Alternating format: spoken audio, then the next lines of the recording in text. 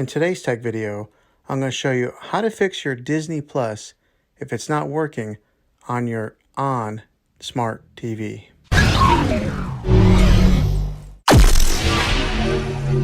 Okay, I'm going to show you really simple ways to try and fix this problem.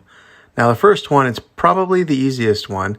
What I'm going to want you to do is to unplug your TV from the wall outlet and wait 60 seconds. Then plug it back in. Now be patient, wait the whole 60 seconds. This is very different than turning off your TV with the remote control, so make sure you do it exactly like this. Okay, if that doesn't work, then try this last method.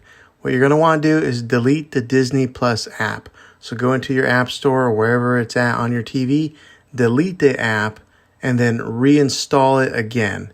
You'll probably have to log back in with all your credentials, but hopefully this will fix your problem.